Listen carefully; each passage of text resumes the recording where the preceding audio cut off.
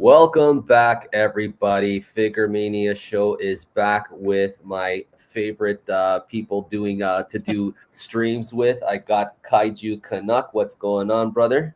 Hello, beautiful people. It's great to be here. Happy to be here. Welcome back. Awesome, very cool. And we got the one and only Mike, the only person who was in the Godzilla movie, Mike Monsters. What's going on, brother? Pull that up again here. I got it framed now. It's all right. Hold there. that up. Hold that up. Oh, perfect. There's a frame of it. It says right there. That's me. Awesome. Monsters. Yeah, with the really nice window glare. You guys can see out my apartment where I live.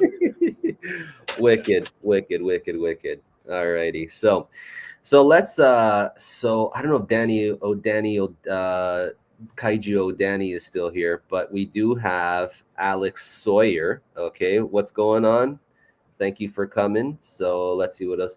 So who won San Diego Comic-Con? Do we really need to explain that? Oh, bad. So, bro, it just fixed myself. Doxed myself. Yeah. Thankfully, you can't identify the tree outside of my apartment from my. Angle. There are people. But there are all people over Twitter that could do it. Yeah, though. It's this angle though. I don't believe there's a photo from this angle. But who knows? Who knows? Jeez. Well, I'm in Taiwan, so like, good luck. Yeah. Yeah. So, man, okay.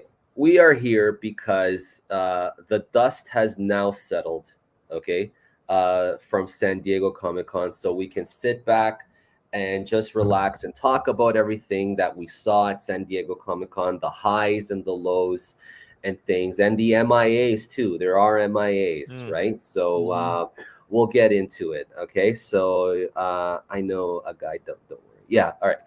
Okay, so let's get into it.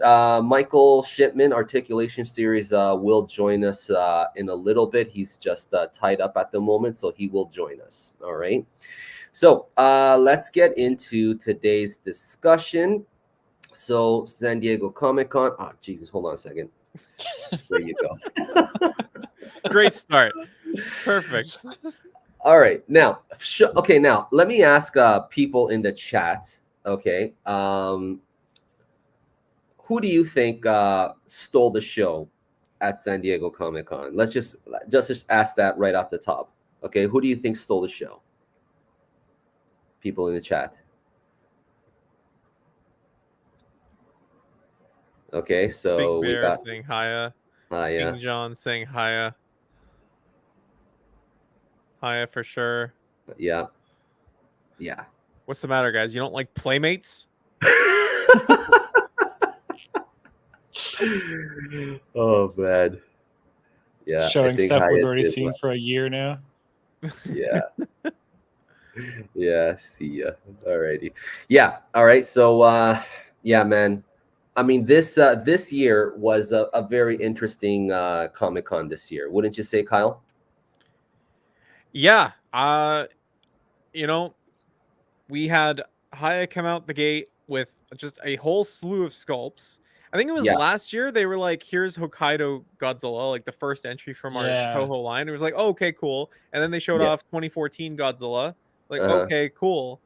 And then this year they were just like, oh yeah, here's fucking everything through to 2026. Yeah, they didn't just cook. They brought their barbecue and they brought their entire kitchen from China, So like, crazy, man. Well, actually, so you say that, but I don't know how many people realize that, like, at the same time they were at San Diego, they were also at, was it WonderCon or what was it called? Wonderfest? Wonderfest? No, that was here in Taipei. That was Taipei something con, whatever, you know what I mean? And they did show off.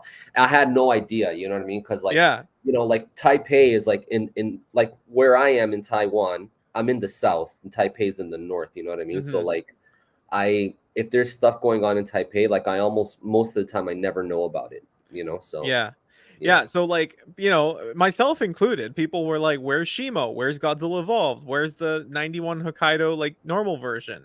Like, it was kind of weird that they weren't there, and that's because Hiya was on the other side of the world showing them off at another convention at the same time. Like, they were just on a global domination tour. Oh Two my shows God. at once. Yeah. But you know Holy. what? Like in both instances, at both places, they didn't show the 91 Ghidorah. They didn't. You're right. That's true. They must Yeah. not. So Hiya didn't just cook or barbecue; they literally hot pot They the entire hot show. pot. I love it. Yeah, that's for Chinese is hot pot. Yeah. No, I get it. I love hot pot. Hot pot. Hot pot's good. You know what? Like it took me a bit to like hot pot, but I like it now. The spicy. My wife likes the spicy hot pot. I like the tomato spicy hot pot. So good. Yeah. I need to Do eat they have dinner, hot so pot my mouth places is in Toronto? Because I remember there was no hot pot places in Toronto. There are now. There are now. Yeah. There are now. Yes, Toronto has evolved quite a lot on the food scene. Okay, cool. All right, anyway. so let's get into first Super 7. Okay, so Super 7 had, I think, a pretty good showing this year. Okay, and we finally got a chance to see the Godzilla -1. All right, so there's Space Godzilla, that's on the way. I think I'll pick this figure up a little bit later. I kind of like how it looks, and like you can get like all those crystals and things. So are you picking this one up, Kyle? I have both of them on order. Oh, okay. There are photos / videos starting to come out of Space Godzilla. There's like a weird filter on them though. It looks a little bit weird. It looks a lot brighter than these photos here. So I'm not. I'm gonna wait for other photos and stuff until I actually get them in my hand. Yeah. One thing that I would like to talk about a little bit is the tail on Space Godzilla. Because Space Godzilla was originally designed to have the same sort of tail structure that the Wave 1 and Wave 2 Godzilla had, which looks really nice. It looks rather seamless, but it doesn't move very much. Yeah. And so in trying to address the criticisms of Waves 1 and 2, Kyle worked with the factories to try and increase the mobility of the tail while not dramatically overhauling the design of the tail, because it was rather locked in. And you might notice with their -1, their -1 is very articulated in the tail, but that came at the cost of accessories. Right. They put in more ball joints, more stuff like that into the tail. So with Space Godzilla, they tried to make some changes to the tail to make it move a little bit more. And the photos that I'm seeing, the tail looks very disjointed in the sense it's not very seamless in the way that those first waves are, or -1 looks. So as those photos are coming out, as videos, like it moves a lot more than Wave 1. It doesn't look as clean, and it will not be the standard moving forward either. So my hope is that it doesn't look as disjointed as we're starting to see as photos are coming out when I get it in person. To be honest, like once it's on my shelf, I'm not going to pay that much attention to the tail anyway, but that's a me thing. That's not going to be the same for everyone. But other than that, I think it looks great. Like the photos here of the main body, like the translucent shoulder crystals, it actually has shoulder articulation, which was not part of it wasn't very well defined in the solicitation, those early renders, like that he can actually move his shoulders, which is nice. I do think that if you were hoping for a seamless tail, you are not going to be getting that, but you will get a tail that moves quite a bit more. Okay. Just want to answer this quickly. So, hey, sorry for not being notified sooner. So do you think Hiya Toys will eventually release Final Wars Godzilla? At this point, anything is possible. I mean, there's a lot of hype. There's a lot of goodwill, for Hiya Toys right now and things. And we'll get into that further along later in the discussion and things. Okay. So Alex Sawyer says Super 7 -1 is fine. The details is good, but the head paint could be better. Okay. I sort of agree. I think they need to tone down the yellow in the eyes. I mentioned that to you, right, Kyle? Yeah. Yeah, the eyes are very intense yellow. If it were muted a little bit more, it might look a little bit closer to what you see on screen. Sure. But definitely very like powerful yellow on the pupils. Yeah. And about the I don't know why they don't have articulated jaws. I don't know. Can you answer that, Kyle? Like, yeah. So the first thing I'll mention, Alex, is that they are working on articulated jaws. So they've heard that piece of feedback since Wave 1. They're working on it. The initial reason to include alternate heads rather than a movable jaw, it was two reasons. One was they wanted there to be a point of differentiation from the articulated figures that were out on the market, which in and of itself is not a great reason. The second reason is because they thought that you could get cleaner looking mouths if you don't have an articulated jaw, right? Like if you have an open mouth that's not moving, you can really focus on getting a cohesive sculpt that doesn't look broken up. That's very important to Brian, the owner. So that was the idea. And I think it's clear now that that is not necessarily the most popular stance.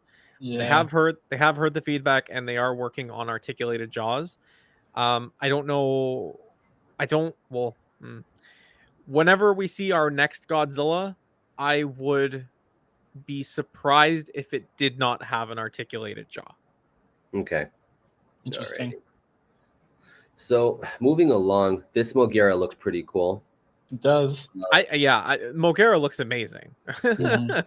Yeah, I got the SH MonsterArts version coming though, so I don't know if I want to pick this guy up. So You got the one with the dock? Yeah, with the dock, yeah. Yeah, and he's got the missiles too, right? I think so. Yeah, like I don't have a Mothra in my collection. Like Mothra is like one of those characters that's like, meh, I could easily, but like it had the dock, right? It's like, oh, I could use that dock for other things. You know what I mean? For my toy photography, for Pacific Rim and stuff. If I want to do Pacific Rim shots, so I was like, I think I'll pick it up and stuff. Yeah. But like, so like with this Mothra here, like just to put things in perspective, for me, the MonsterArts, it costs $100 more than this Mothra in Canada. wow. Yeah. So like, and this one is bigger. It doesn't have the missiles, no. But if I don't need the missiles, I think that this is an amazing alternative to the MonsterArts. And I don't think that one of them needs to beat the other. I think this is a great example. Even the Space Godzilla. The Space Godzilla costs $90 more than the Super 7 here in Canada. Like, I'm just so thankful that we have options, and sure, the Super 7 stuff really appeals to me. Like, I love the toyetic aspect to them. Yeah, no, I really like the Super 7. You know, like it took me a while to get around to it, but I finally picked up on it. And in spite of its like the shortcomings of Wave 1, especially that first Godzilla, like the minute I picked it up, I was like, man, what about, you know what I mean? Like I should have picked on this, jumped on this sooner. I mean, yeah, like the articulation on the tail is not there and things like that, right? But like the overall presence of that figure and things, and like I like the toyetic look of that figure. Like I already have the SH MonsterArts one, you know what I mean? Yeah. And that's dead on, you know what I mean? But like I'm a big fan of I told you this before, I'm a big fan of Gigabash, and like it's a very Gigabash version of that Godzilla. And you know, it's unintentional, but that Super 7 Godzilla is pretty much close to that, you know what I mean? So like right now, as I speak, my buddy is repainting that Godzilla to make it look more like the Gigabash Godzilla. So I can't wait to get that back in hand.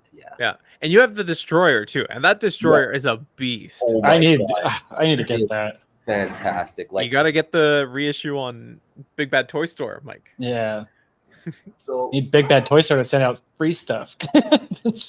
This guy is just ginormous, guys. Yo, like, highlight solo. There we go.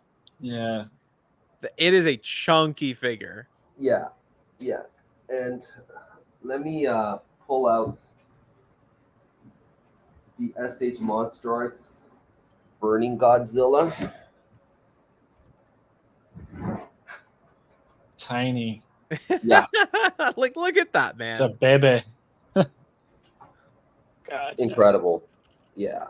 So just amazing. And the thing about Destroyer is his design really leans well into the articulation of the character. Like the cuts for the articulation just make it almost look like a seamless attempt to make the suit, in my opinion. It doesn't look like it has articulation cuts just because of that weird kind of crab-like body he has.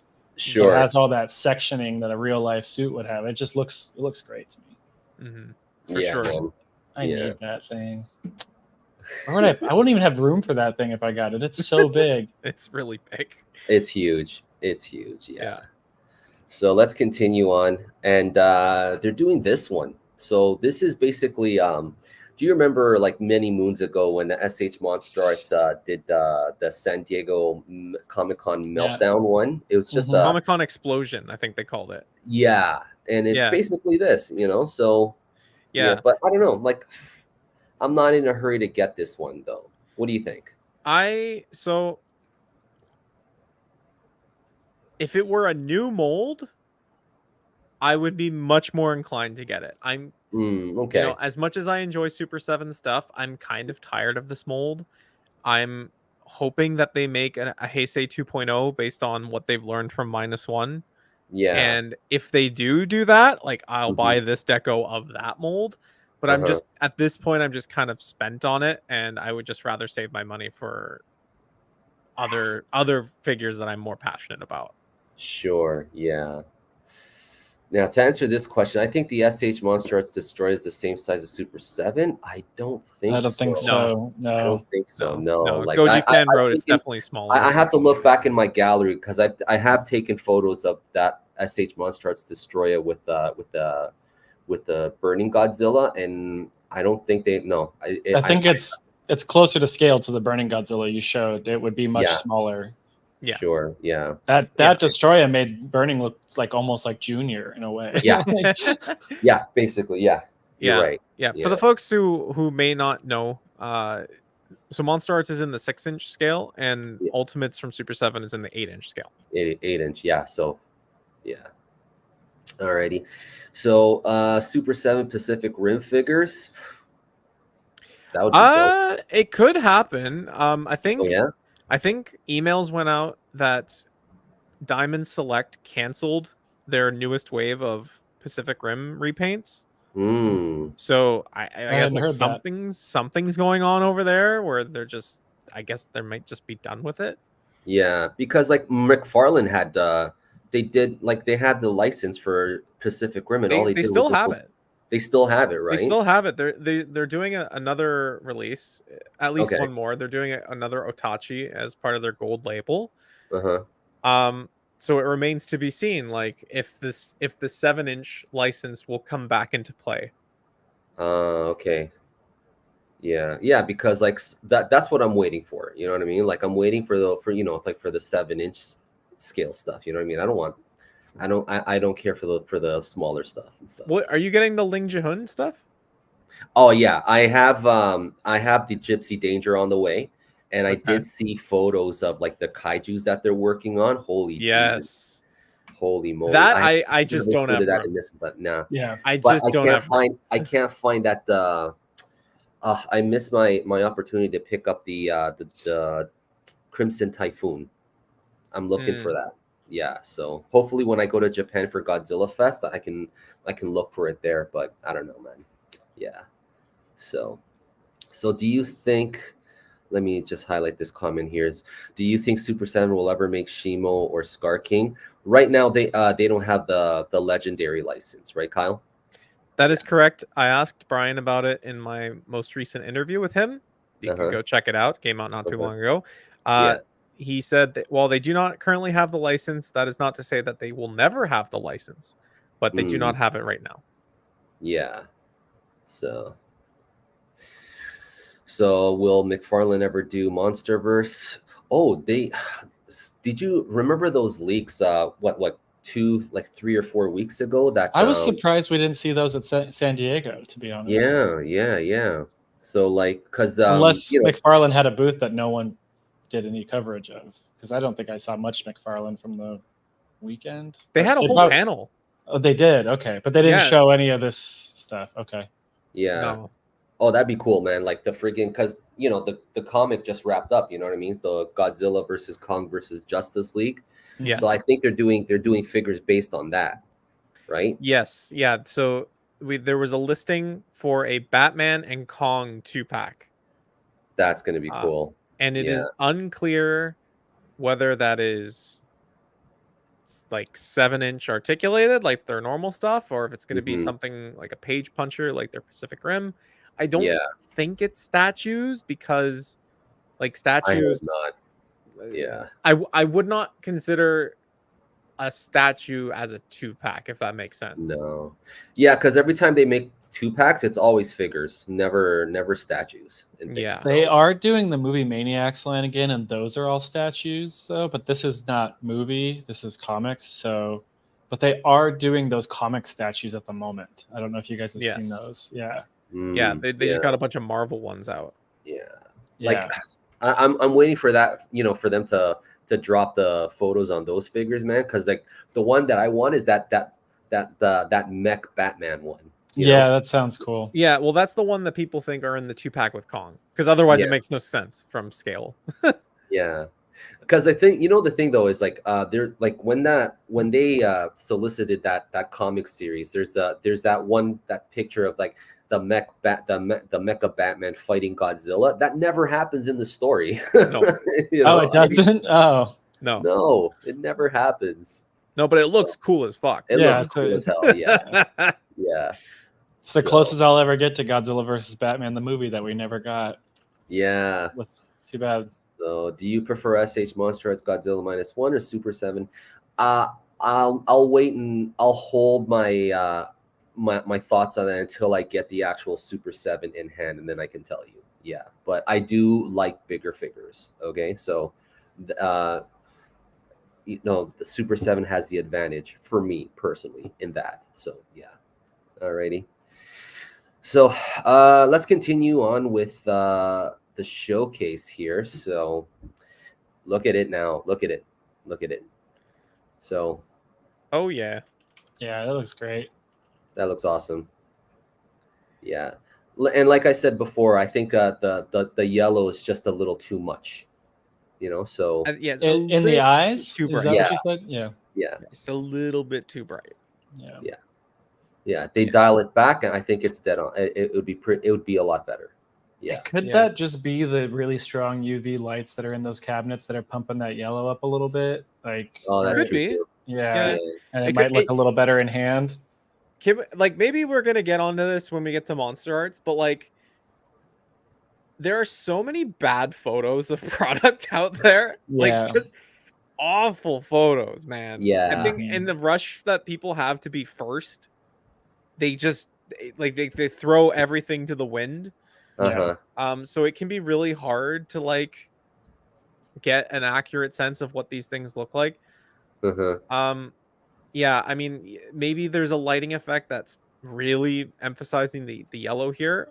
Mm-hmm. But I think more likely they just need to tone it back a little bit. Just a little Yeah. bit. Okay, so I want to.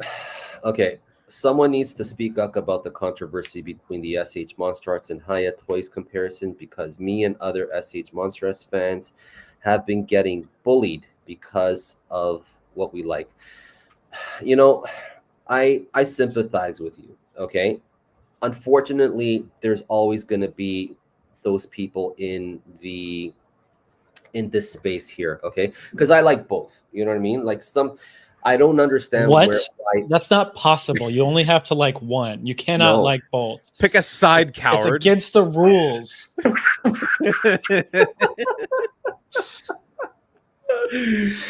Yeah, I don't know, man. Like people, I don't know. The most I can say is like, just what, just like what you like, and don't ever apologize for liking what you like. I mean, I got a ton of shit by people for liking the SH MonsterArts Shimo. I'm picking that figure up, you know what I mean? But I'm also picking up the Hiya, you know what I mean? Because they give me different things, you know what I mean? Because I am an artist, and like different figures give me different things for certain situations and stuff like that. So I look at these figures as art pieces, you know what I mean? So like not just as for collecting and stuff like that, but I do art with these figures, you know what I mean? So I have a different purpose for collecting. Okay. So the most I can tell you is just don't worry about it and just ignore it, man.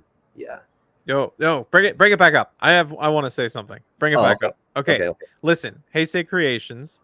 Listen. Okay. At the end of the day, we are talking about toys.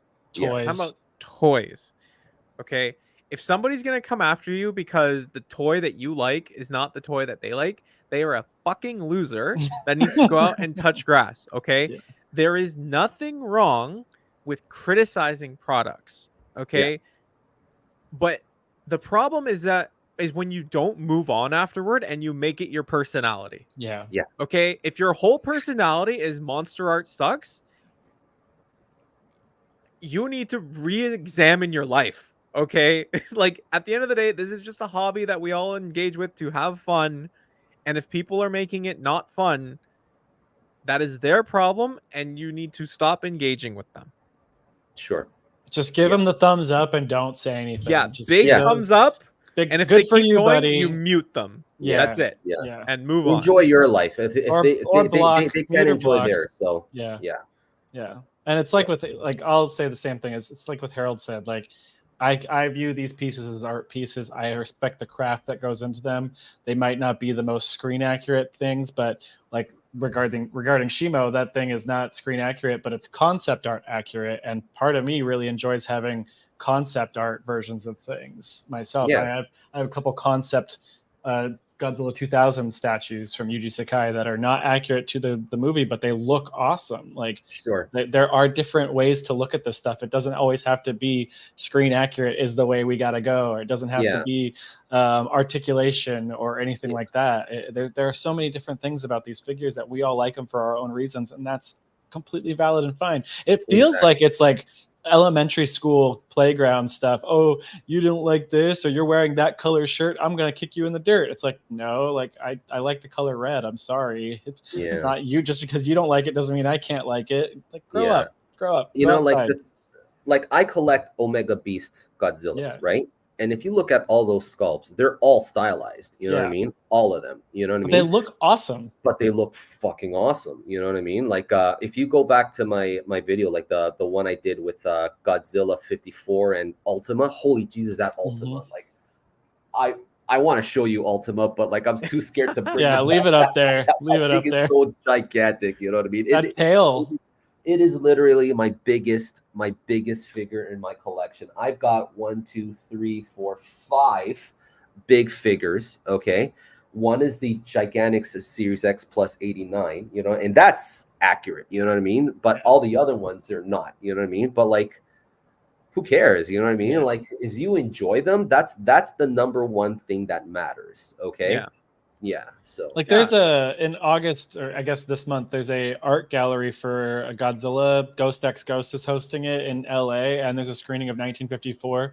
I'm just imagining if someone walked in there and looked at all this all these different artists' interpretation of Godzilla, the painterly ones, the illustrated ones, all these things, and then just walked in and said, those aren't accurate. It's like, these are representations of the character. It doesn't have to be 1-to-1 unless they are trying to go for 1-to-1. And you would just be such a dork if you did something like that. Everybody would look at you and just be like, who the hell is this guy? What are they doing here? Get out of here. Yeah. Like, Bob Eagleton, he said that Godzilla is a concept. Yeah.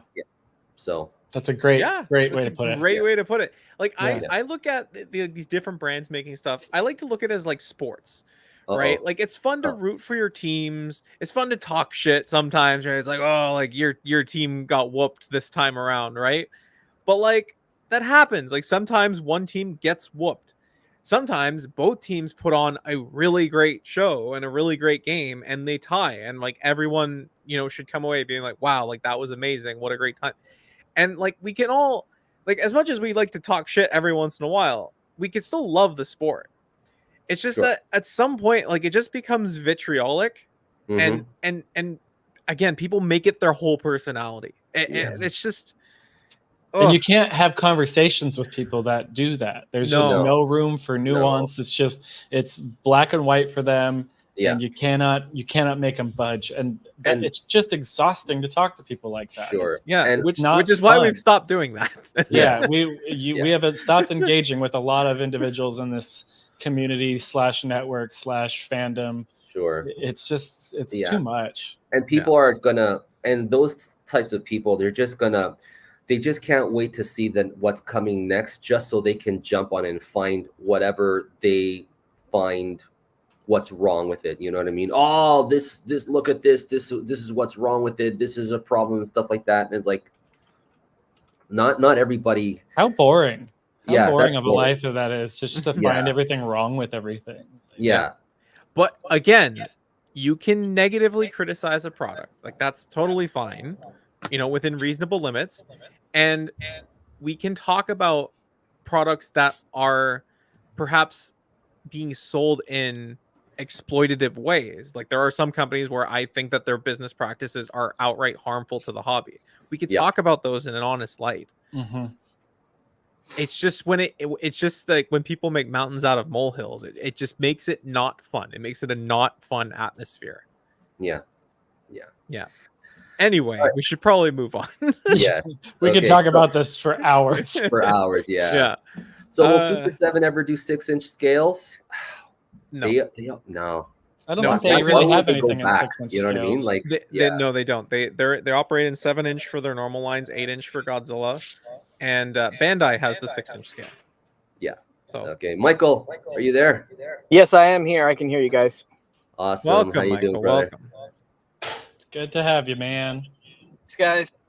I will not be joining video temporarily, but for now, I will be here on audio. So if you guys need I'll be chiming in here and there. Perfect. Yeah. Awesome. We need it. We need it real bad. Yeah. Yeah. So let's continue on with what we were talking about. So. Yeah, I forgot where we were. Yeah, we're here. Yeah, we were talking about Super 7. We got it. We went from Super 7 into the Hiya SHMA debate. Yeah. What a world. All right. Yeah.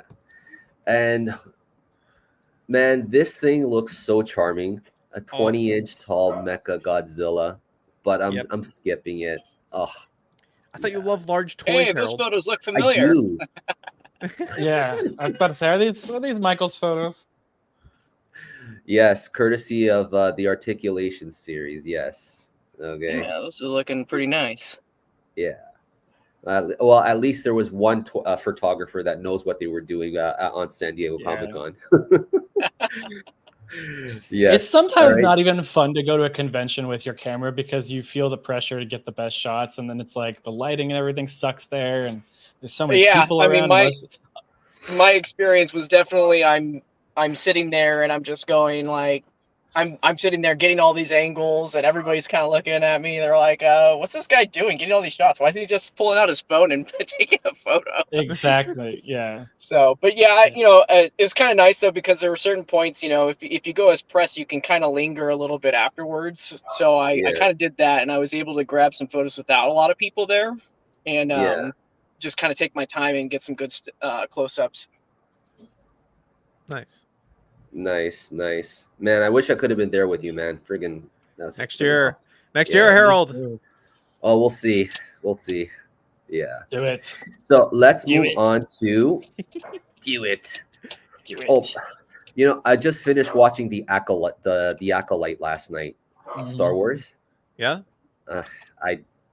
I'm not a big Star Wars fan. I'm a Star Trek guy, but like even watching that, I was like, come on, that's not Jedi. It was rough, but it wasn't nearly as bad as the internet man babies were making it out to be. I would say I watched it out of the curiosity of seeing all the hate, and then I was like, that's what they were mad about. I kept on doing that, like that's what they were mad about. And then, but I'm more looking at the show as a whole, and I'm like, it's bland, but it's not anger inducing like some of these people. Yeah. All right. Yeah, I couldn't care less. But anyways, yeah. So 3 zeros. Okay, so full disclosure, okay, before we continue on with 3 zeros, when I first saw those initial pictures, okay, you'd be surprised how a picture can make an impression on you, okay? And the picture that I saw, and you saw it too, Kyle and Mike, it did not give us a good impression, right? It looked like it was like an old NECA figure, until we saw better photos, and then it turned us right around, at least for me. I don't know about you guys. Kyle, what do you say? With the new photos, did it turn you around on this in this Godzilla figure or what? I like everything but the feet. I don't like how the feet look. But these photos that Michael has taken do make the figure look a lot better. Yes. You know, I love the way that Threezero's products look, and I think that you're really seeing here the impact of not having 3D assets to work with. That like you just need to go off of photographs and other 2D reference of a film that is literally 50 years old. Right. And how difficult that can be. I think that every company should be awarded a little bit of grace with their first Godzilla figure, because all of them have botched the first one in one way or another. I think that these photos make it look a lot better. I don't really care about the feet, how they look too much. The nature of the rubber suit scares the pants off of me. It does. But it does look much nicer than the initial photos would have had you believe. Because this has rubber skin on it, right? Or it has rubber skin on it, so we don't know. It's actually a silicone, is what he was telling me that it's covered in. So it's a very durable material made to endure a lot of movement. Some interesting qualities, like, you know, at first when I was there, I was asking him, you know, it's not entirely seamless, right? There's certain cuts in places, like at the thighs and the shoulders and even parts in the tail. And he said that the reason for that was for the longevity of the product, because making it entirely seamless would be really cool, but just with the amount of movement that people would do with the armature nature inside of it, it would just break, and that would just ruin the figure. So I said that after some testing, those are the areas in the tail where you see those segments that are a little bit more visible. Those are the areas that were more prone to breaking, splitting the vinyl. So that's why it looks that way. And I think that there's also confusion that's online. There's a lot of people that see this figure and they don't know much about it. So they just look at it and they're like, well, it looks like it just only moves at the shoulders and the feet. And the idea is that I mean, obviously, if you don't know, you don't know. But, you know, the idea is that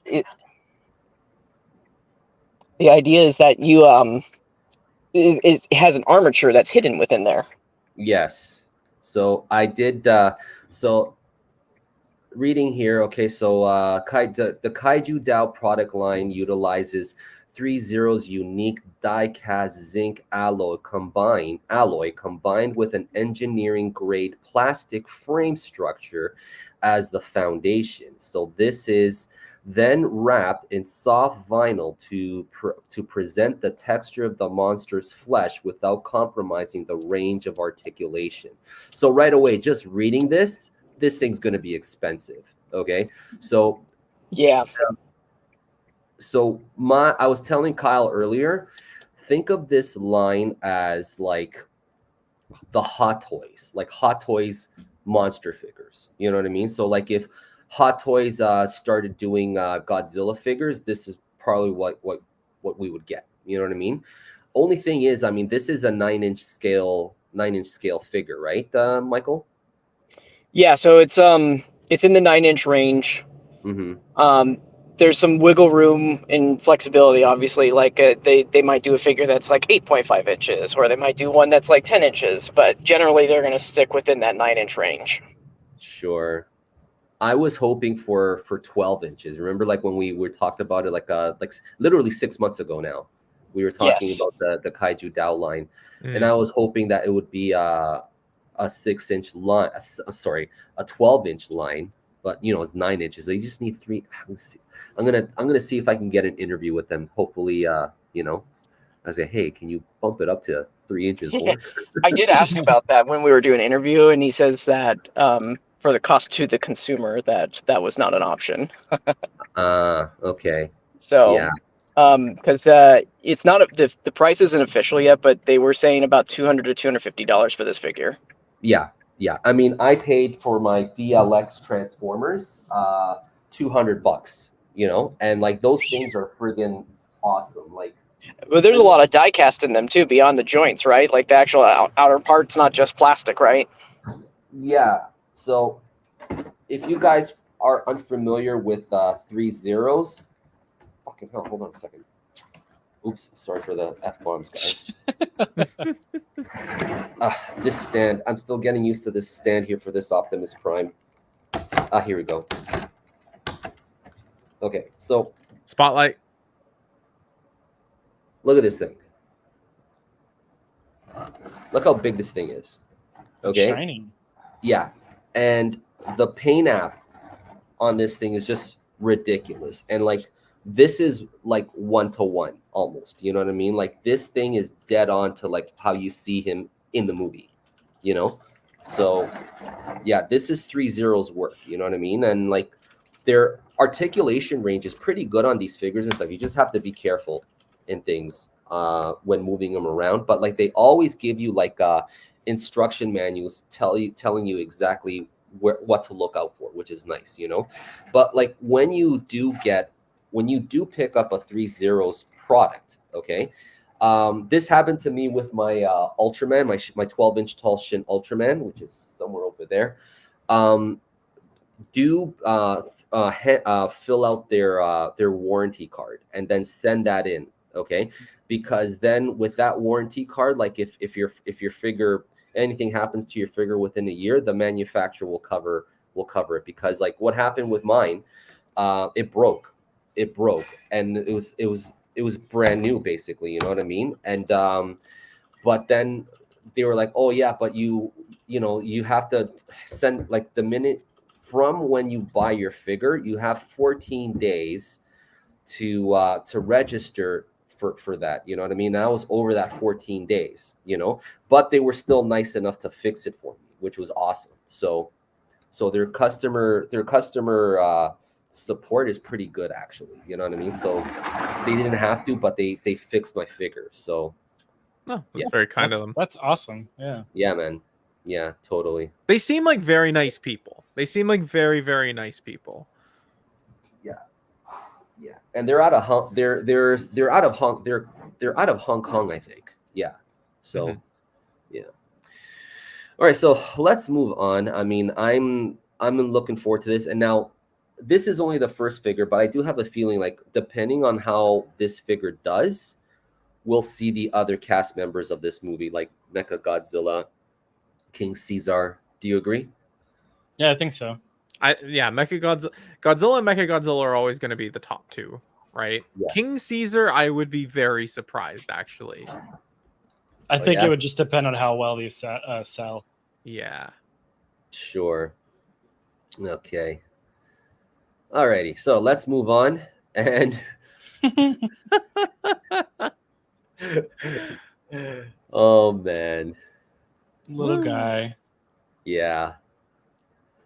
Okay, now I am picking this guy up and things, but admittedly, this doesn't look as good as it should. I think, you know. So, Michael, you were there. You saw this thing firsthand. Tell us, what was your impressions? I think Michael has left the building. Oh, there he is. He's back. There he is. Yeah, just in time. Michael, there you are. Buddy? Am I back? Yes, you are. Sorry about that. Okay. Sorry. Yeah, no, I lost my connection really quick. I came back. So really quick, I want to go back to Threezero, what you guys were talking about. They are really nice guys, and they do have an office, a warehouse in the United States as well. So they said that there's going to be two options to get this Godzilla. You can either order it directly from their Hong Kong, or you can, and you'll get it sooner. It's like the same thing, like if you order it from Japan, you get it sooner, right? If you import it. Yeah. So you have that option, or you can order it from the US, but they do their own distribution. They don't use any other third-party company. They do everything in-house. So that's why they have that warranty as well. So they take care of that in-house as well. That's cool. Okay. So you do get a lot of service that they're offering from that. Yeah, not a lot of companies really do that. Yeah. So, but yeah, it's all handled in there. So now we're on what are we on? Suko now? Yeah. Yes, sir. Yeah. Oh, look at that. I really wish that they didn't show that head. I really wish that. As soon as I saw it, I was like, oh, they're going to eat this figure alive. Yes. And so when that one child actor falls into drugs,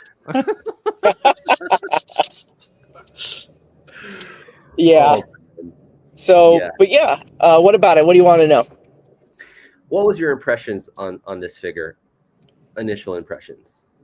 So when I saw it in person, first of all, it's really small.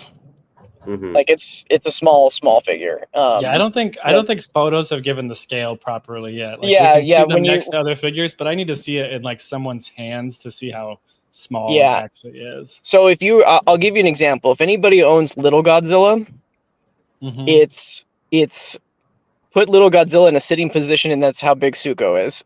Oh wow! Whoa! So it's and it doesn't have a lot of bulk to it either. So it's small.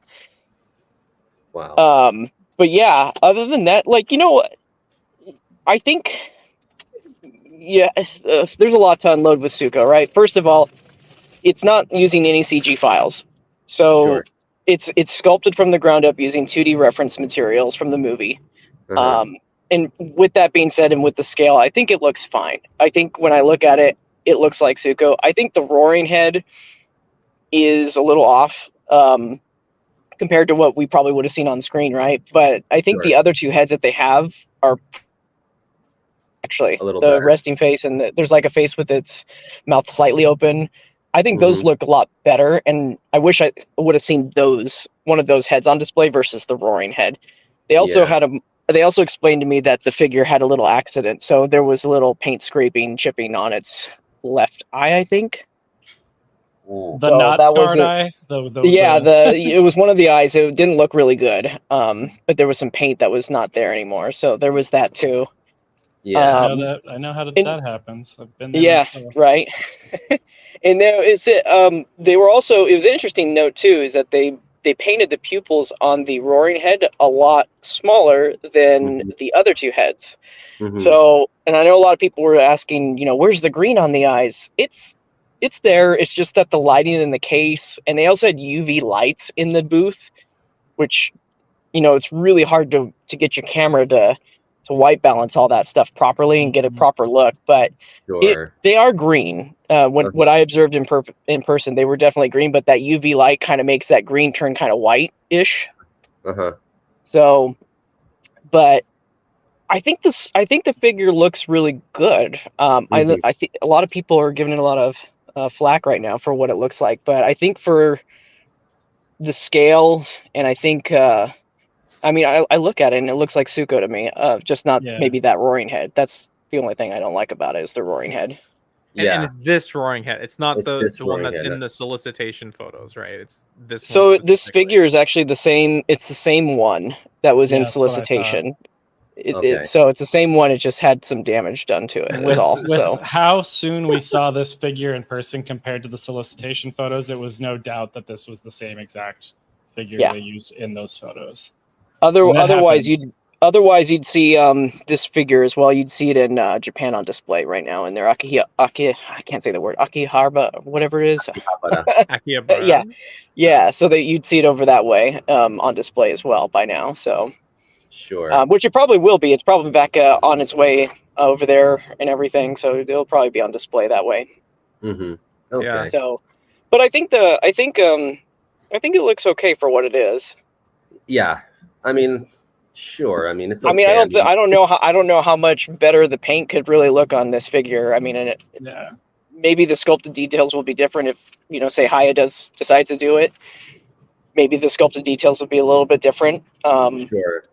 But I don't see how else of a different paint job that you can do with this. It might be like finer details just by virtue of the fact that the scale is a little bit larger, so you have the opportunity to make the details a little bit more defined. But that's true as well. It's so small. It's such a small toy.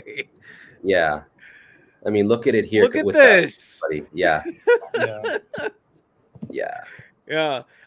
Actually, so Michael, one thing you mentioned, we actually got a reaction in the chat from Patrick.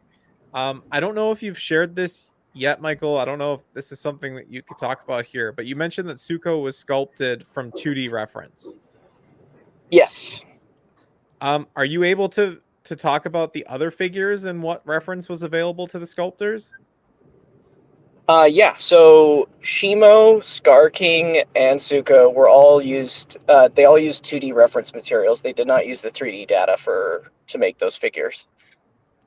And these figures, when they were working on them, when they started production, was about a year ago.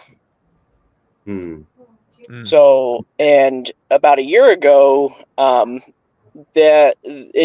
lot of people are going to say, you know, how did Evolved Godzilla? How did they get their CG model? That model was the first one worked on, and they were able to accommodate that to get that in there. And also, it was supervised by Sakai as well. So, and with Godzilla, I have confirmation that Godzilla was done in 3D modeled by the summer of 2021, I believe. Yeah. Wow. That's on the that's not just so everybody knows that's the production side of things of the actual movie. That's not a Tamashii thing. That's from Adam Wingard right there. Yeah, so they got they got the 3D assets for Godzilla really early. He was pretty much the first thing done for the movie. Yeah. So, but when Tamashii Nation started working on the GXK cast, that is what they decided to do. That's the only assets that they were given were the 2D assets at the time. Oh, okay. Because the 3D were not finished yet. Okay.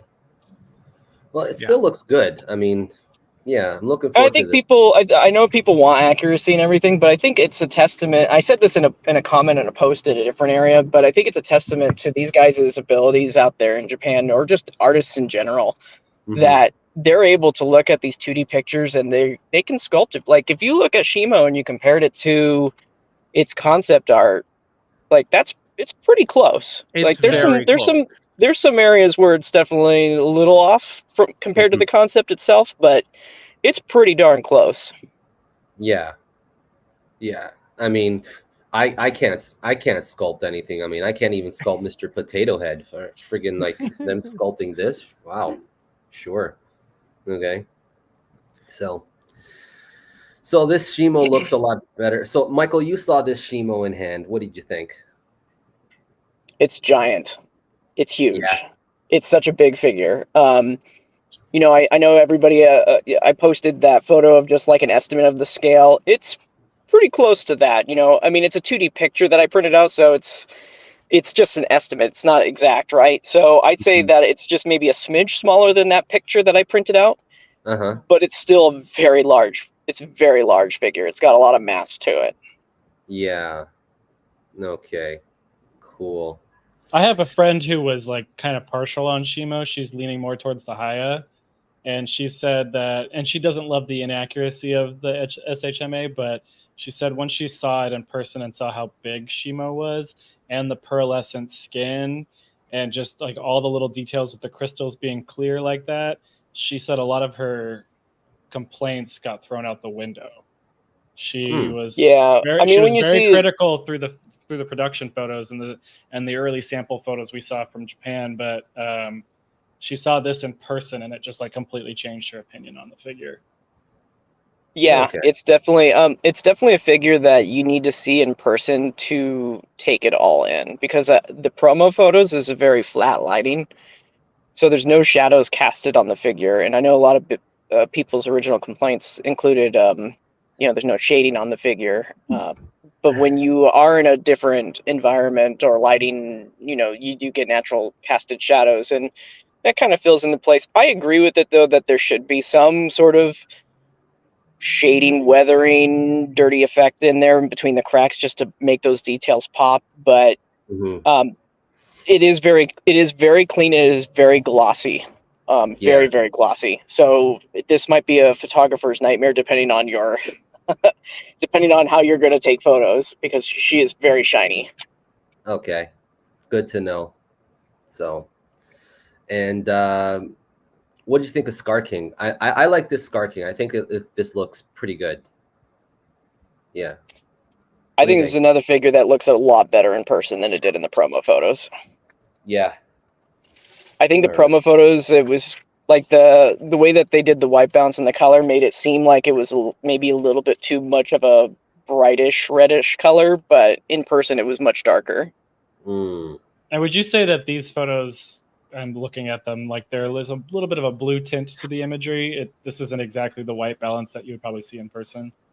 Yeah, so there's no warm colors in this photo right here. This is just like I said, like the lights that they're using in the case are very white color, like 4600K or something like that, and then combined with the UV lights that were in the actual booth area, it's just I tried getting rid of that.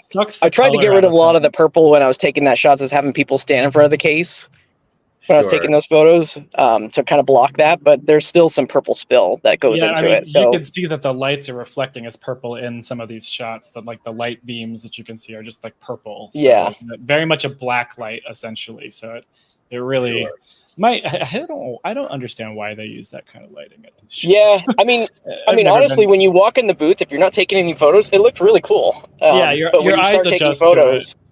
Yeah, when you start taking those photos, though, it's just like, it's not 100% the way it should look. Because I know some people were posting other photos of the other from the displays in Japan, and they're much warmer in color.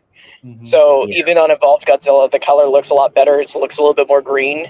But because these white lights and that UV light was in that booth, it just kind of killed that green and made it look more of like a dark gray color. It's not really dark gray, I promise you. It's definitely got that green in it still. But people were mad about the color of the photos. They were so mad about his skin color. Yeah.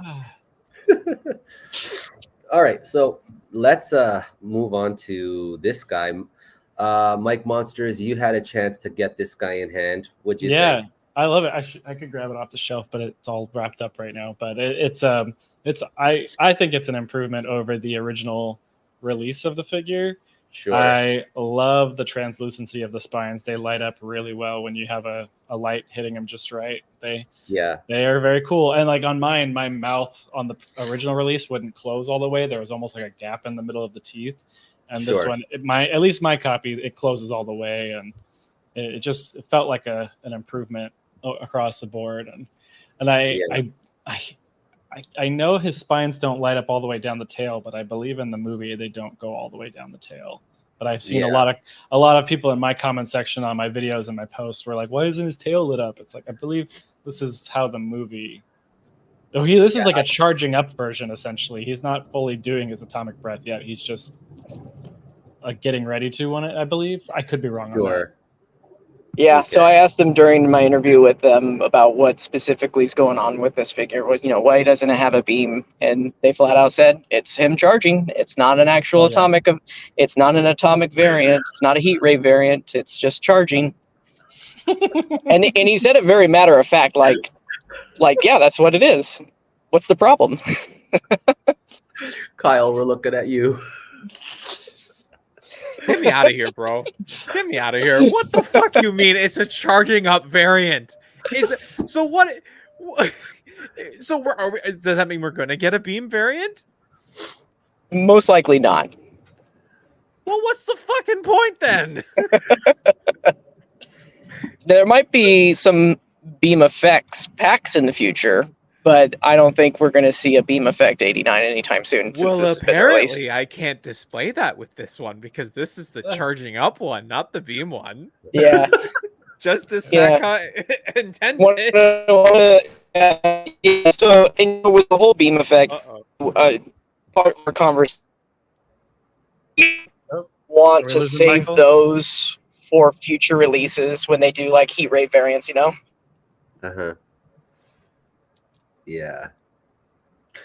Yeah, I got turned around about the heat ray. Like I was talking to Kyle, and I agree. Like they should have at least put the beam in with this one, because even like for people, like there's new people coming into the line all the time. You know what I mean? And like, they probably don't have beams and stuff like that. So I agree. Like they should have put a beam. Yeah. I've never once personally, and I understand why people like them, but I've never once personally displayed any of my beams or used any of them for toy photography. They've always gone in a bag and right into my storage. So I'm not one that I understand the desire and want for one, but I'm not one that I mean, for me personally, like I have a ton of beams, you know what I mean? And I never display them, you know what I mean? They're all for toy photography and things.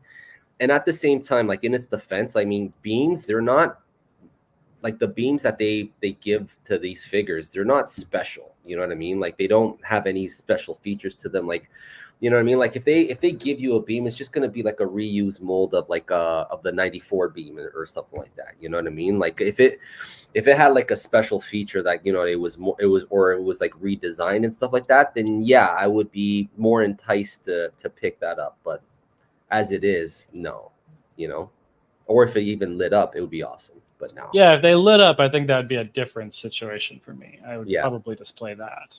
Sure. Yeah. Okay. Yeah. Yeah. Yep. I've got nothing. There is no defending it. So it just is. I'm just here to report it. So it is what it is at this point. The information. Yeah. He's just providing the information. For the people who try to wring Michael's neck for an opinion because they think it is, you know, more important than anyone else's, that's not what Michael's here to do. Yeah.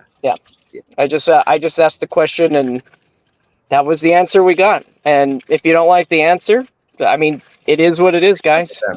It's you know, Jim, I think we've all known this that have been in the long game for a long time, is that the Japanese, when it comes to their marketing decisions, business decisions, there's a lot of head scratcher stuff going on, right? So it's not surprising that and they are, since I've been working with MonsterArts, they've had these really specific things. They're like, oh, it's this, and then you sit there and you just kind of scratch your head and you're like, why? But try working for the company full time and dealing with that every day. Yeah. So you just know that the client base is going to be mad about something, but you got to make a video about it because you work for the company. Exactly. So Heisei wants to touch up on this. People have been talking about the white paint on Evolved Godzilla's mouth. What do you guys talk about it? I don't know. Again, this is still a prototype. You know what I mean? So I wouldn't worry too much about this.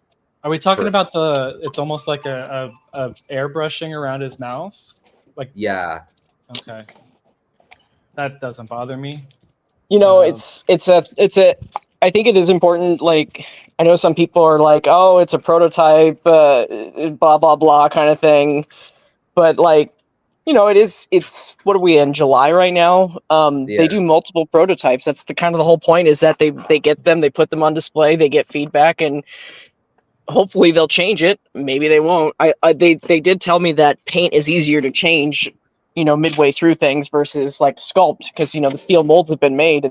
And, sure. You know, they're not going to rechange the steel mold once when it's been produced. That's just kind of what it is. So in the window to make those kind of changes is very, very limited. Like when they do the prototypes, it's not a steel mold, that's a resin print, right? Yeah. So it's a very limited window to make those changes to get that feedback, and then it gets made into this steel mold. That's why I take 6 months or 6+ months to get these figures out, right? From solicitation. Yeah. Because that's when it goes into full production swing, you know? So what we're seeing with at least the Evolved Godzilla, that's an example of it's an ABS PVC prototype that's been painted at the factory. And this is an example of what it could look like. But there's still some time to make adjustments if they need to. Okay. As far as what you're seeing, as far as the teeth go, that's probably going to be the same. Not maybe paint-wise, but the sculpt-wise, because, you know, this is using a factory mold. That's not going to change at this point. So if you're disappointed with how small those teeth are on the bottom jaw, I don't think that's changing. That's going to probably be the same on the final output.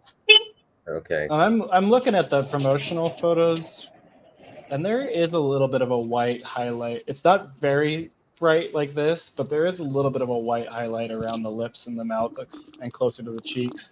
It's just the lighting and the shadow cast is not as visible on the prototype in those promo photos. So well, the difference too in the promos is that the teeth there on the bottom are individually kind of painted a little bit. So but on this prototype the teeth aren't. It's not really painted at all. It's kind of like the gum. It's kind of like gums, and then, you know, a white bottom. So are those fins translucent, Michael? They're not, and they have never been. They never People said that they have never ever been translucent. Okay. It's because I asked him. It's just lighting. The lighting in those prototype photos really plays with your eye, and that pink. Yeah. Yeah, because I asked him point blank. It's like, how was this translucent? And it's like, no, never was. So it's just been lighting, different lights on there. Maybe some color correction that made it do that. Sure. Okay. We haven't touched on this Mothra yet, but just looking at the photos on the wings, this Mothra looks much better than the original one. Yeah. Yeah, I think it looks great. Yeah. Michael, what are your thoughts on this one? Oh, did he leave again? Oh no. Did he just get a grunt and then we lost him? Yeah. Anyways, yeah, I'm looking forward to that one. So let's move on. I think the Mothra really proves how desaturated the lighting can be too, because oh yeah, she is so not colorful in these She's photos. Just gray. Yeah. Yeah. And that's just a good example of what's going on there. All right, I'm back. Okay. So Michael, do you want to talk a little bit more about the Mothra? Yeah, so the Mothra looks it's basically the same 2019 mold. It's just been updated using the official details from the movie. Cool. So the wing pattern right there, it's not actually painted, it's a decal. Oh, okay. And it looks glossy. Yes. Okay. It's very shiny. Cool. Okay. Very nice. Okay, so let's move on to Hiya Toys. So they had this little section here, but I think they stole the show, guys. What do you think? Yeah. Yeah. Yeah, it's a very, very small in the diamond booth. Yeah. How much do they have in there? They were teasing on the Godzilla website like 11. Is there 11 there? I count 9. Well, there's a little bit. So there's more stuff that's not at the bottom of the photo. Oh, okay. I only took a photo of the top portion of that display, but there's more. There's like Star Trek stuff at the bottom. Sure. Right. Some other human stuff. Okay. I'm looking forward to their Star Trek stuff. I'm a Star Trek guy, so. No RoboCop. Aw. Anyways. Man, an 8-inch figure. I wonder how this is gonna be like. You know what I mean? Like I'm curious about the articulation, because like the last time we got an 8-inch figure that lights up, it was the McFarlane Godzilla 89. You know, and as beautiful as that figure is, I mean, like the articulation on that figure is pretty limiting, like in the neck and things, because of like the electronics and stuff. Michael, do you know anything? Can you fill us in more about this figure, or do you have anything else to add about this figure? Or yeah, so this one uses it's got LEDs that are going to go in the back. There's no LED in this prototype. Okay. But that's the idea, is that this one's going to have some light up effects in it. Oh, okay. And that's what makes it ultimate. And it's 8 inches, right? Not the standard 7 inches, yeah? It looked the same height when I was looking at them, but I didn't ask that question. Okay. Alrighty. I was kind of looking back and forth between that 2014 that was across, and it kind of looked the same. So if anybody else did any interviews with them or talked to them, maybe they might be, you know what, we might be able to reach out to them and see if we can get confirmation on scale. But I think it's the same size as the normal stuff. I think. I'm not sure. Okay, yeah, because I saw somewhere it's like, oh, this thing is an 8-inch figure. I was like, what, really? Yeah, I saw the same one. But sometimes when companies make their prototypes, they will do like I forget what they call it, but it's like a size up. Yeah. So we'll see. Yeah. Alrighty. Yeah.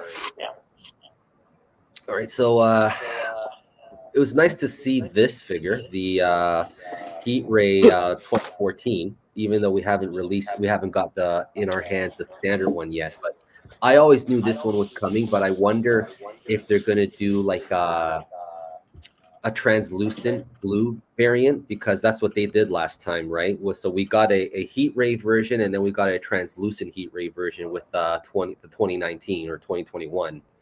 So what do you guys think? Hello? Sorry, I was just reading the comments at the same time. Yeah. So we haven't seen this one released yet, the original mold yet, correct? Mm-hmm. No, we haven't. It's not out yet. No, Okay. It's not out yet. No. It's interesting that we see the variant before before the original on display, right? It Yeah. is. Yeah. I mean, it looked good. I mean, the details were there. Oh, let's not all freak out over that chipped fin, though. Okay. Yeah. It's a lot of prototype, Hiya guys. stuff was broken. I noticed. Yeah, I mean, it just goes to show you, everybody, if anybody's ever been concerned about things broken at conventions and stuff, like, it's going to happen, you know? That's just how sometimes things work with it, and some of these are resin prototypes, some of them are PVC. yeah. I broke a couple of things for Bandai when I was making displays for them, or helping them build displays. I was doing the one of the Elden Ring figures, and its spear just like snapped the second I got it out of the packaging and I was just like, and they were like, God damn it! They just got all so mad. And I was like, yeah, don't let me do these anymore. We had to glue it together, and it didn't. Oh my! Good. Yeah. Oh man. I don't know if you got a photo of it, Harold, but the name tag for this one said like Heat Ray 2014 translucent version. Oh, did it? Oh no, I don't. It does. Yeah, it did say that. Yeah. So that would seem to me that they're going to do the same thing they did with the G21, where there'll be a painted atomic version and then a translucent. Okay. Yeah.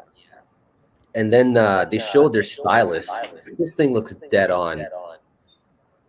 Like, clearly they have access to the 3D files, you know, to make this thing, you know. But like, why is this? The thing though is like what I'm curious. I mean, this, according to like what I've seen, this is also 7 inches, so it's like in the same scale as the articulated figure. Is that correct? Yeah, I think this one's a smaller. I think this is a smaller scale compared to the other two that they released.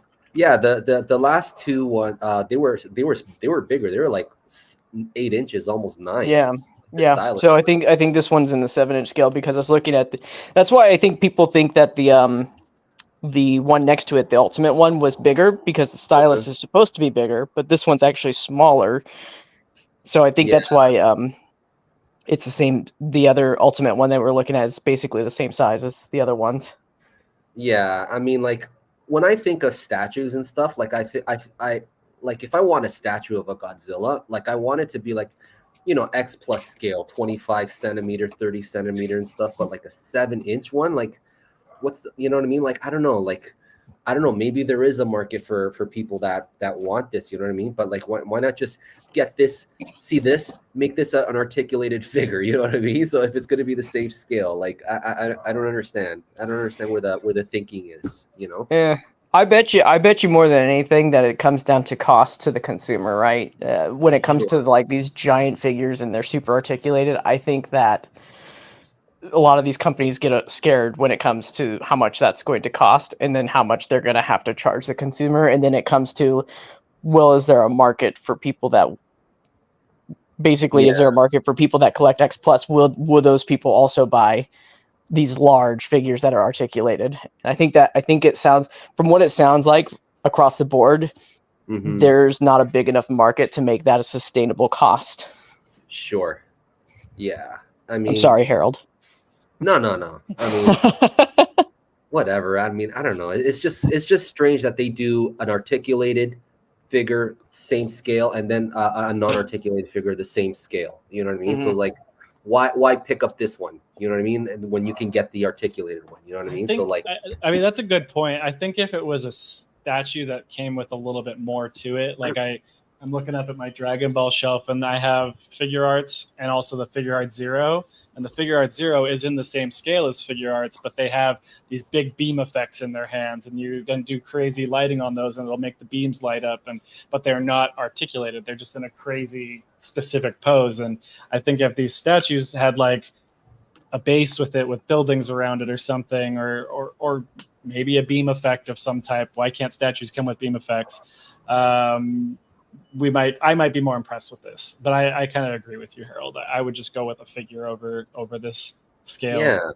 Yeah. So like, I don't know. It just doesn't. I just don't see the point of it. Yeah. So, alrighty. So, man, I knew this guy was coming, but I didn't anticipate MechaGodzilla, and I like the way, like in the movie, MechaGodzilla is bigger than Godzilla. You know what I mean? So it kind of looks like they're keeping the scales pretty accurate. You know what I mean? Even though this Godzilla is not the Godzilla that goes with this one. You know what I mean? But man, this looks good. Yeah, this looks really good. Yeah. Oof. You know, I mean, the tongue's broken, but the tongue's broken. You ignore How that. dare they? How dare they? It's not I perfect. I thought Bandai was the only one that's allowed to have issues. Just kidding. That's good. Oh no, I'm so stoked for GMK, and if they can get to the rest of the cast, I can die happy. Oh yeah. Awesome. Oh, that'd be so cool. Like if they do the rest of the cast. Baragon, Ghidorah, yeah. So cool. It looks really nice. It's a great looking figure. Yes. Okay. And that Kong, I was talking earlier with Kyle about this Kong. They're finally doing it. Oh my God. And look, okay, that Hokkaido Godzilla looks beautiful. I mean, that beam looks awesome. Yeah, yes, it does, doesn't it? Doesn't it? Yes. Yeah, it looks great. Imagine.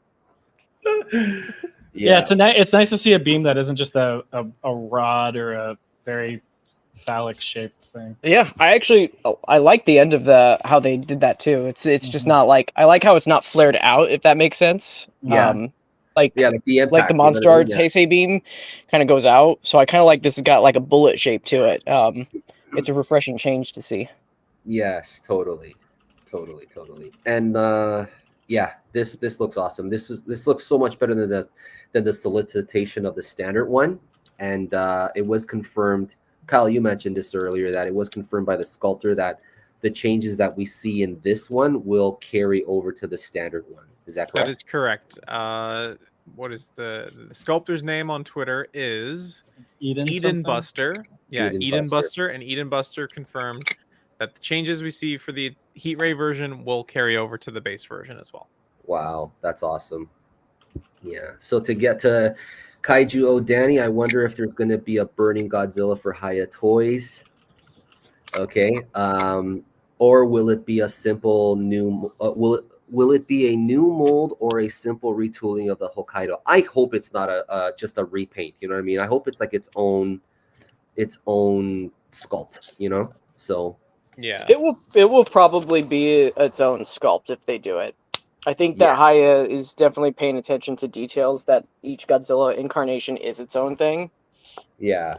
I don't think it's going to do that where they recycle, like if they did a 94 Godzilla and they would just recycle that sculpt and make it a burning Godzilla. I think they would do what MonsterArts did, where, there is a separate figure for that. Yeah, I would hope so. Yeah, because like the even though it's subtle, the changes are noticeable. You know what I mean? Between all the Godzillas, you know what I mean? So like from 89 to even 95, so yeah. And when you do market it that way, when you recognize that there are the little things that are different, that just makes it more opportunity to have more product to market, to produce. If you limit yourself to just like, a lot of people say, oh, I hope they do a 71 Godzilla. And then somebody says, well, 68 and 71 and 72, they're all the same. The companies like Bandai and most likely Hiya, they're just going to just do their each version of those characters, because why limit yourself to just one when you can do three? Sure, exactly. Yeah. So Yeah, this Godzilla looks fantastic. I cannot wait for this thing. And then this freaking Kong, man. This Kong is just incredible. It's like they're finally doing it. This is and this is like the definitive Kong, ultimate Kong. It looks to the T. Yeah. And Michael saw this in person, I believe. I did see it in person. What'd you think? Oh, it looked great. Yeah. I'm definitely picking this. I'm picking this one up for sure. Because I really want a definitive Kong out there. So yeah, this one I've seen it in person. Just like all the proportions, everything is 100% as accurate as probably it'll be for toy, because you have to remember that it is fur that they're doing here. So that obviously has been resculpted to make it toy friendly, obviously. Sure. But even that's been resculpted, like it still looks really, really good. Like I'm super stoked. I'm super stoked on picking this one up. There's glue holding the pinky together. The pinky's broken. The pinky's broken.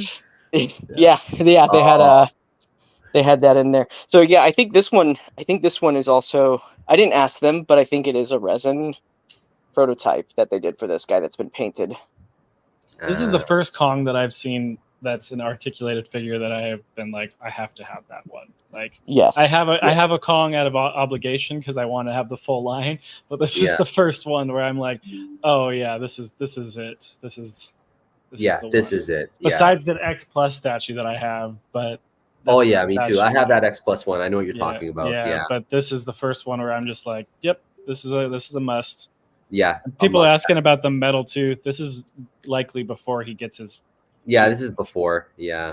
There is about a little chunk of time before he gets his tooth fixed in the movie. So this gives me hope that they're gonna do what they've been doing and just continue to do variants and repaints. So you're probably gonna get that silver tooth later in the Beast Glove with that version. Sure. So if you want a Beast Glove, because I was talking to them, they're not doing a Beast Glove for this one right here. Oh, so that's confirmed. Yeah. So at least that's what they were saying. Like, it wasn't, I guess don't quote me on that 100%, because it wasn't necessarily a higher rep that was saying that, but it was like a Diamond Booth person, and they knew a little bit about the line, and they were saying, oh yeah, this is what you're seeing is what you're going to get in this package. So yeah, and that makes sense, right? Let's good. keep that to like keep our eyes out for it still. Sure. Yeah. Yeah, that makes a lot of sense. This gives me hope though. Like, hopefully Taya will circle around back to Kong 2017 and give us because like that Kong 2017, the one that they released, like that wasn't, you know what I mean? That was nowhere close to being dead on. It was, even though it was nice. Not impressed with that figure from what I saw. Yeah, like they gave us updated articulation and things, which made it more functional as a figure and things, like, more posable and things. But like that thing wasn't. It didn't land. It didn't land the way that I wanted it to land. It's a great toy. It is. It's just not. It's not Kong 2017. No, it's not. I mean, it just goes to show you, when you don't use 3D data, it's not going to be one. It's hard. It's difficult. Yeah.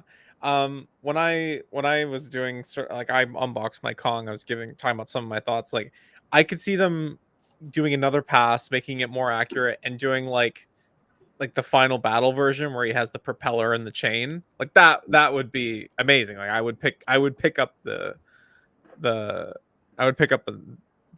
copy. Yes. Yeah. Yeah, if they do that, I hope they do that. Like when they bring out a variant and they have the propeller and things. Yeah. That'll be out in 6 months. Yeah. Anyways. So let's move forward. The stylish Shimo. Like, I mean, this thing looks nice, but again, like I'm not into the stylist line. Any of you guys are? It looks nice. Yeah, but no, stylist isn't for me. I'm curious of what it'll look like when it's all painted and done. Sure. Yeah, I mean, I'm not a statue guy, so I mean, it looks good for what it is. Yeah. Well, I am a statue guy, but not a stylist guy. So. Anyways. Yeah, I'm selectively a statue guy. It's really gotta get me to get me. It's got to have some flash and sparkle. Yeah. Or it's just Maybe going to be some- very, very unique, like I was saying earlier. Give it like a base with crystals standing around it or something like that, or something. Like I have, it's hard to see. You can't even see it from this frame, but I have a alien thought. chest burster that has. It looks like it's actually coming out of someone's shirt, and it's got blood and everything on it. Like that gave it a lot of character. I need that kind of stuff for these statues. Right. Yeah. Just a statue of a roaring kaiju isn't enough to make me go, I need it. Yeah. I had a thought. What if this stylus statue is actually more in scale, like scale accurate to like their articulated figure? That would be annoying. That would be very annoying.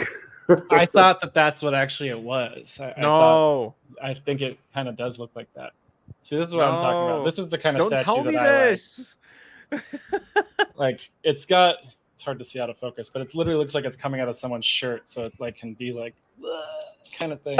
But it's covered in blood and everything, and it's not just a standard chest burster just sitting there. You know, it's got like a lot of character to it. This thing's like 20 years old, but still, like I gotta have that kind of thing with my statues. It can't just be static roaring statue. Yeah. Alrighty. So let's move on to other news. I cannot wait for this. That's a statue. Okay. That's a statue. I know. But see, it's got a base to it and everything, like what I was saying. What you're looking at here is my very first Godzilla, my first love. Okay. When I was a little kid back in 1983, I went to my living room one Saturday morning and I turned on the TV and I saw him right there and I was captivated. So this is this is my entry point to Godzilla. Yeah, and I am waiting for somebody, hopefully Super7, to give us an ultimate figure. Whoa, what's that? Michael, did you fall down the stairs? I forgot to mute my mic. I'm sorry, guys. He did fall down the stairs. Yes. I realized I left my headpiece in the car, so I went out to the garage. Taking out the trash. Oh, guys. I'm okay. I'm all right, guys. I'm all right. All right, Yeah. cool. Yes. He's fighting a Oh, man. legendary battle against Hiya. He's Yeah. fighting for his life. That's Bandai Yeah. opening his door and be like, "Stop talking." Oh, getting back to Godzilla 2000. I thought I had a picture of Godzilla 2000 somewhere No, here. just a far away. In the first booth photo, you can kind of see him chilling. Yeah.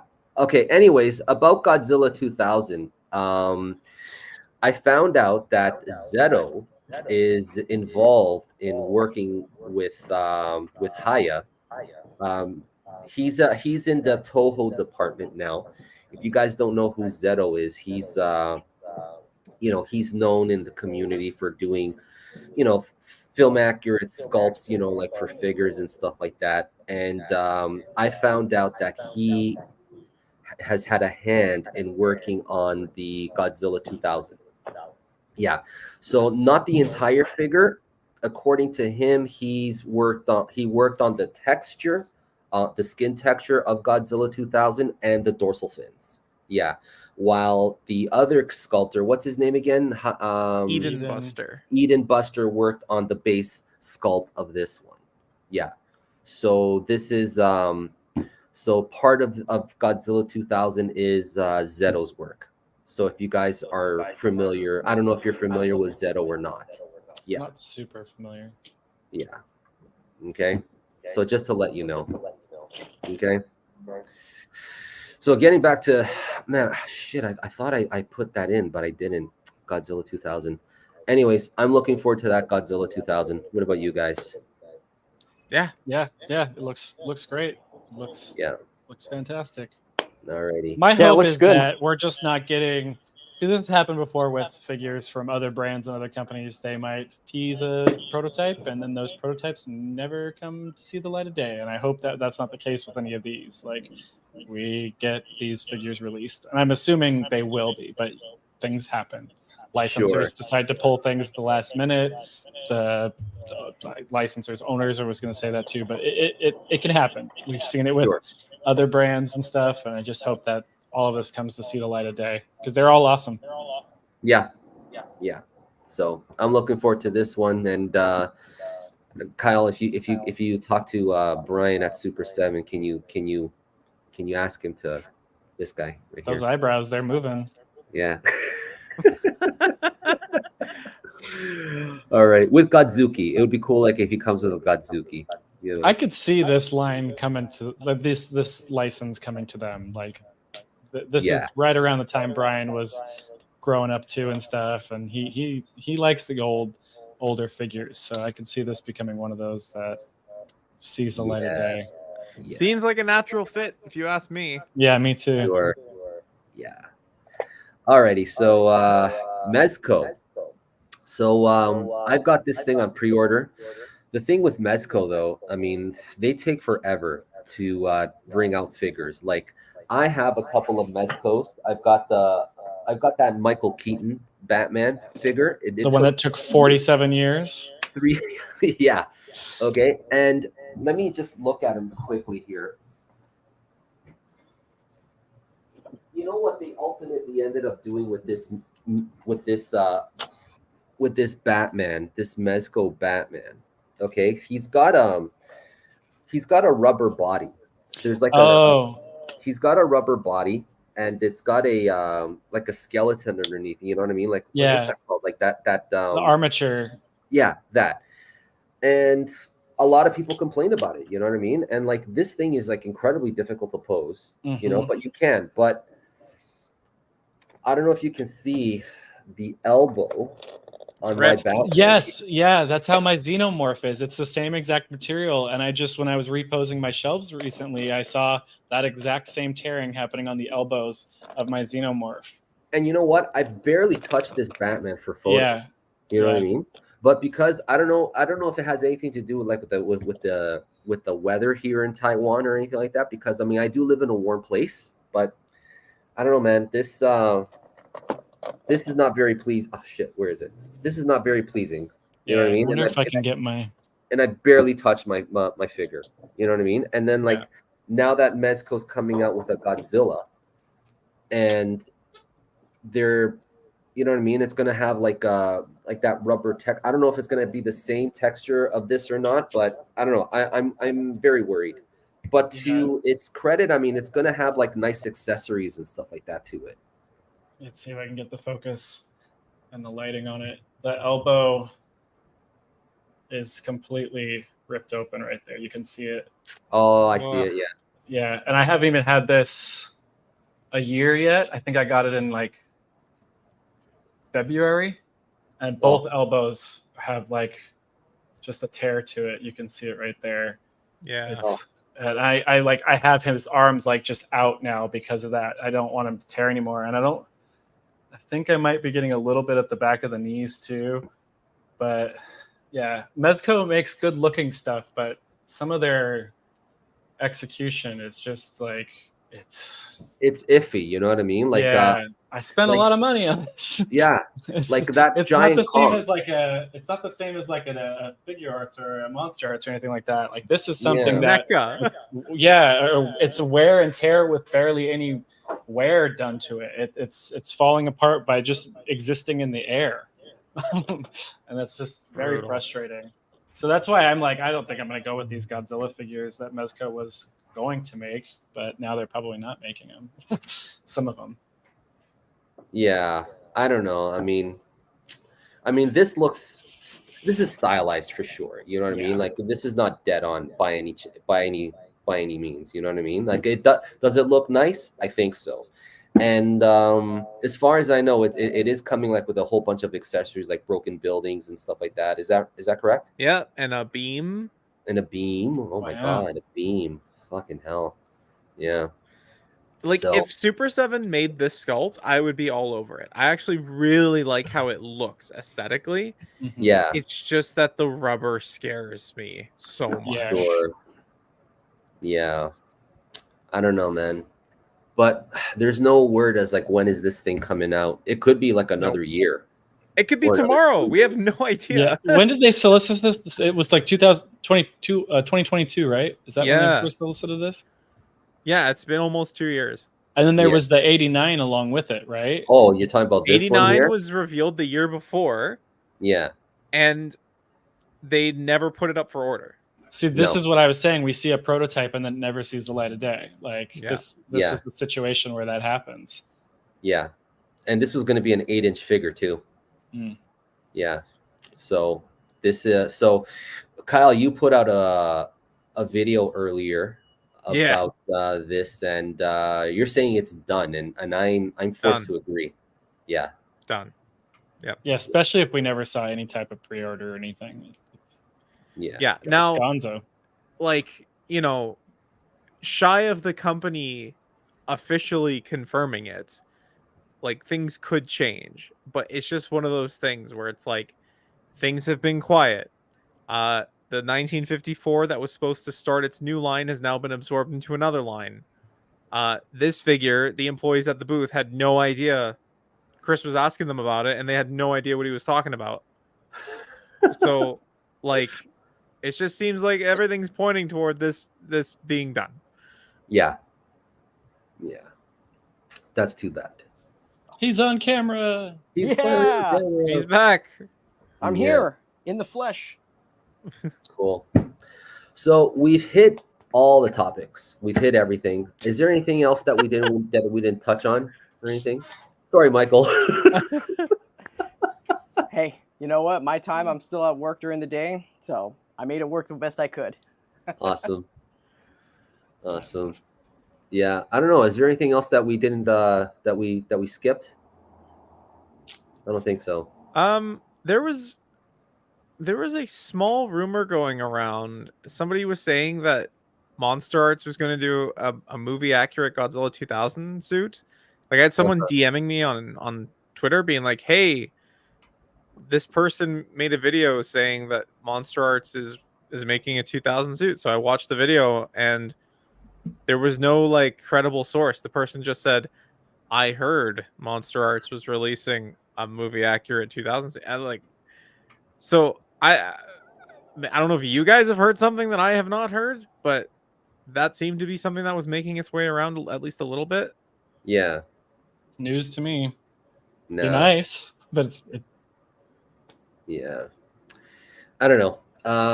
So there's anything MonsterArts has got some cool stuff in the works. So we're winding down the the movie tie-in phase, which gives more opportunity back to Toho back catalog stuff. So I think 2025 is going to be another year to look forward to for some releases. Yeah. Okay, so just to answer this, how about the final wars based off of some rumors? The sculptor said that that's his favorite Godzilla, so we could potentially see that one. Yeah, and he sculpted it for W Dragon, the same way that he sculpted Godzilla 2000. So he has at least some experience sculpting that suit. Yes. Okay. We did. I didn't get a chance to personally do talk to Hiya about their upcoming stuff, but we did an interview thanks to Chris with Toho Kingdom, so we were able to get those questions that I had prepared answered. Oh, so nice. That will be approved. We have to send that for approval first before we can publish that interview. Mm-hmm. But there's some really cool stuff. I think a lot of Hiya fans are going to be really stoked about it. So look forward to that in the future. Mm-hmm. Question for you guys in this chat.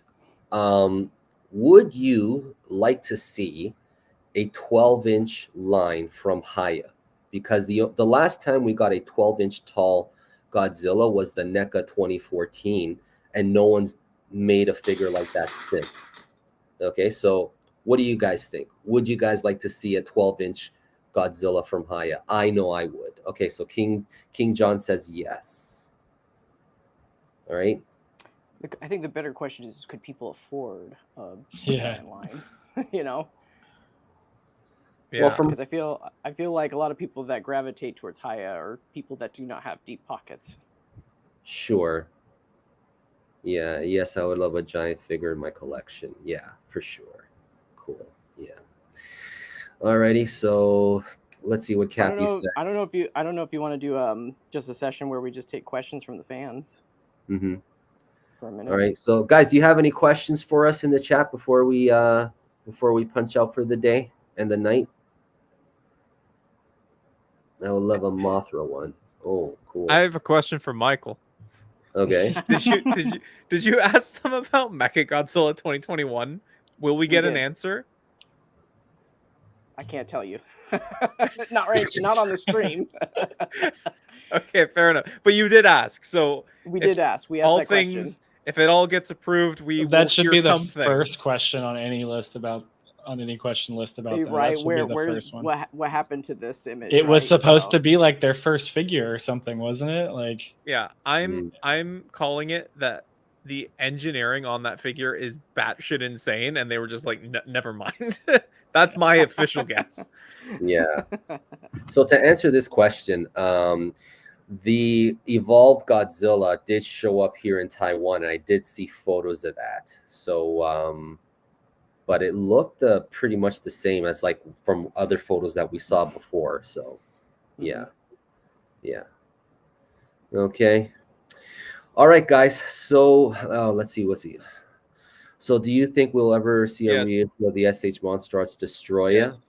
Yes. One day. Line? No, that line's done.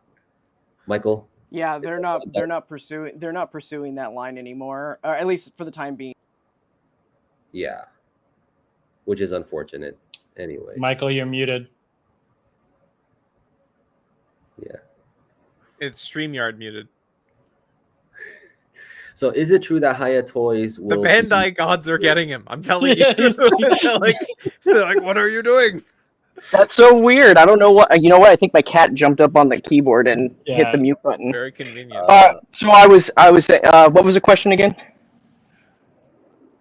Or what was the question? Will we ever see the Kokyokyok line again? Oh, okay, yeah. So unfortunately, they're not pursuing that at this time. You know, Bandai says never say never. The line exists still. It's not that it's ever been canceled. They could always revisit it in the future. The idea of that line wasn't to be something that they would continue. Like, you know what I mean? Like, it wasn't supposed to be something where they pumped out a release after release like MonsterArts is. It was supposed to be like maybe the greatest hits. And they did the Shin Godzilla prototype, and that was pretty ambitious for them to do that with the MonsterArts articulation and LED all the way throughout the tail, all the way through the back, and in the chest. So, and then after that, they just kind of shelved it. So for the time being, they're not pursuing that subline at this time. Yeah. So I'm seeing a lot of questions about, you know, is Hiya making Heisei and Millennium except Showa? I was gonna. Did you ask that question by any chance? Like, what? Does I can't answer. So I know you guys got to probably have a lot of questions about Hiya stuff right now. We asked. You can ask us. You can ask me if I asked that question, but I can't give you the answer right now. And we did ask about which eras to look forward to. We did ask that question. So the question was asked, but he can't give you that answer right now. Not yet. Yeah, not yet. Okay, so we'll just have to wait and see. All right, guys. So that's it for today, guys. This was an awesome stream. So, guys, thank you so much for coming. Guys in the chat, thank you so much. This was very fun. All right, Kyle, always a pleasure having you. Mike Monsters, you as well. And Michael, Articulation Series, thank you for coming. Thank you for doing the Lord's work. You were being a good foot soldier, being on the ground at Comic-Con and getting all this stuff for us and things. That was fantastic. Yeah, there wouldn't seem to be any dedicated persons that were getting stuff this year, so I decided to just get everything for everybody. So look forward. There's going to be a Mezco video and a Hiya video that's going to be coming out soon on my YouTube page. So if you guys are not subscribed to it, subscribe to it to get that notification when it goes up. But those are the two next videos. I didn't do a video on Playmates, but I do have a gallery up. You guys can see some of their upcoming stuff on my Facebook page. There's a gallery over that way. But yeah, if you guys want to check out the Hiya video and Mezco, that's going to be coming out either tomorrow and the next day. So just keep an eye out for it. Yeah. All right. Cool. Just to be clear, it's not the interview. It's not the interview. It's just a Hiya. It's just like the similar stuff I've been doing already with the video with the camera just showcasing the figure. It's going to be like that with Hiya and Mezco. Cool. Hopefully next year we will all be there together in person. And we're going to do a music video. No, yeah, just kidding. we'll do a live stream together. We'll make our own. We're gonna make our own panel, everybody. We'll get some cardboard. We'll get our own cardboard and microphones, and we'll sit outside of Comic-Con and do our own panel. think about your questions now, guys. Get ready for them. Yeah. What is your perfect Sunday? Sure. A nap, maybe a beer at dinner. All right, guys. So, guys, stay on. All right, and I'll just end the stream. Guys, thank you so much for jumping on with us today. This was a lot of fun, and I will think of the next think of what to do for the next stream, which will probably be next month or maybe at the end of this month. I'm not too sure, but stay tuned for that. All right, guys. Thank you so much. And I will check you guys later. All right. Bye. See ya. Later.